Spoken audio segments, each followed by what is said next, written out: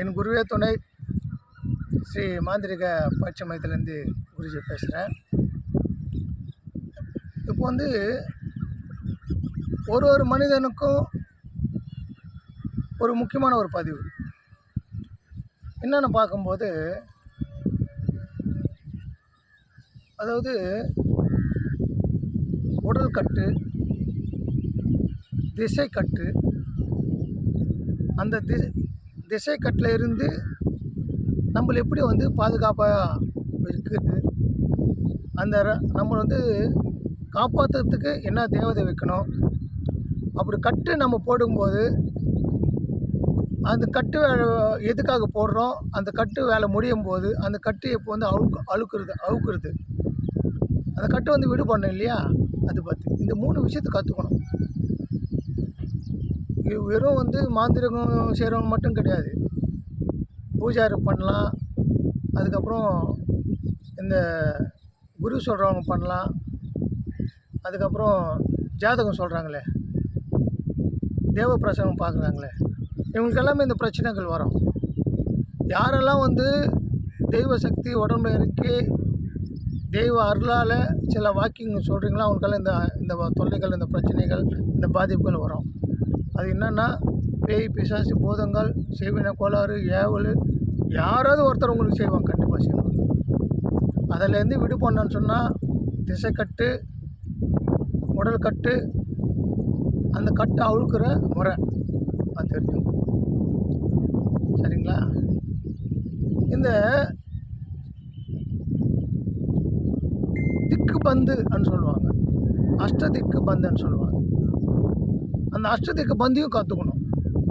எப்படின்னு சொன்னால், அதாவது ஓரளவுக்கு நான் சொல்கிறேன், இது நேரில் வந்து கற்றுக்குங்க. நான் வந்து உங்களுக்கு முழுமையாக கற்றுக் கொடுக்குறேன். இருந்தாலும் அந்த முறை தெரிஞ்சால் தானே உங்களுக்கு கற்றுக்கிட்டு வருவீங்க, அதுக்காக நான் இது சொல்கிறேன்.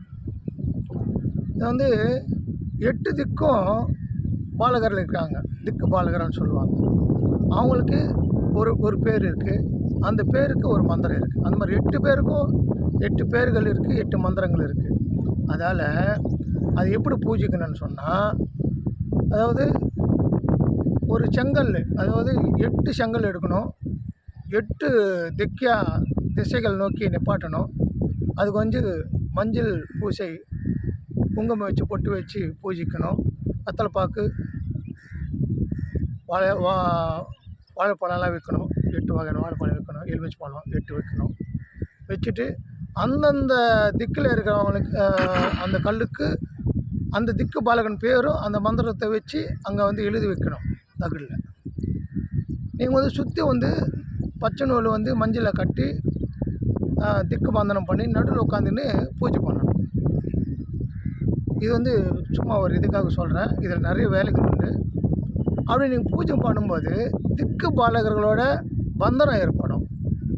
திக்கு பாலகர் பந்தனம் ஏற்பட்டாலே எப்படிப்பட்ட விஷயத்தையும் நீங்கள் ஜெயிக்க முடியும், எப்படிப்பட்ட விஷயத்தையும் நீங்கள் கட்ட முடியும், எப்படிப்பட்ட விஷயத்தையும் கட்டிலேருந்து வெளியே வர முடியும், விடுவிக்க முடியும் உங்களால். அது பண்ணுறீங்களா? அதுக்கப்புறம் நீங்கள் வந்து திக்கு பந்தனம் பண்ணிட்டீங்க, திசை கட்டுறீங்க. எந்த திசையிலேருந்து உங்களுக்கு எதிர்ப்புகள் வருது, எந்த திசையிலேருந்து ஏவல்கள் வருதுன்னு சொல்லி உங்களுக்கு கண்டுபிடிக்க முடியாதனால முதல்ல கட்டு வச்சுக்கணும்.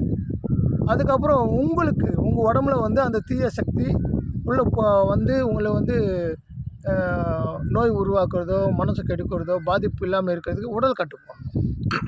இந்த உடல் கட்டு முறையாக கற்றுக்கணும். எந்த தேவதைனா அற்புதமான தெய்வ சக்தி உள்ள பலமான உடல் கட்டு இருக்கணும்.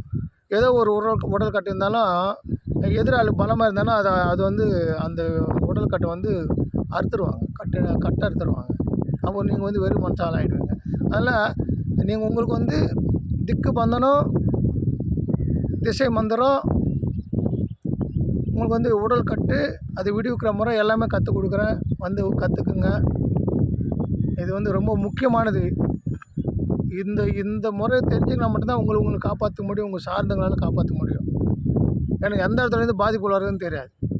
அப்படி நீங்கள் காப்பாற்றிக்கும் போது கிங்கிலியன் அப்படின்னு சொல்லிட்டு ஒரு தேவசக்தி உண்டு. அது வந்து மாபெரும் சக்தி. அது இன்னொரு வீடியோவில் பார்ப்போம். அந்த கிங்கிலியன்னும் பாதுகாப்பாக நீங்கள் நிப்பாட்டுக்கணும். அந்த முறையும் உங்களுக்கு தெரிஞ்சிருக்கணும். ஏன்னா வரக்கூடிய சக்தியை வந்து பிடிச்சு வச்சுக்கிறது அதால் தான் முடியும், அந்த கிங்கிலியன் சக்தியால் தான் முடியும். அதனால் அந்த கிங்லேன் தேவதையை பூஜை பண்ண கற்றுக்குங்க. இந்த சொல்கிறேன், நான் வந்து 5 முறையும் உங்களுக்கு கற்றுக் கொடுக்குறேன். இதை கற்றுக்கிட்டு உங்களை பாதுகாத்து வச்சுக்குங்க. மந்திரத்தில் நீங்கள் சாதிங்க. நீங்கள் வந்து நீங்கள் இருக்கிற இடத்துல நீங்கள் வந்து பேர் எடுங்க. பேர் புகழோடு நீங்கள் வாழணும். அதுக்காக இந்த வித்தையை கற்றுக்குங்க. தேவைப்படுறவங்க நம்பர் தரேன், ஃபோன் பண்ணி கேட்டுங்க. நீங்கள் எல்லோரும் நல்லா இருக்கணும்னு வேண்டிக்கிறேன். ஓம் நமச்சிவாய, ஓம் நமச்சிவாய, ஓம் நமச்சிவாய.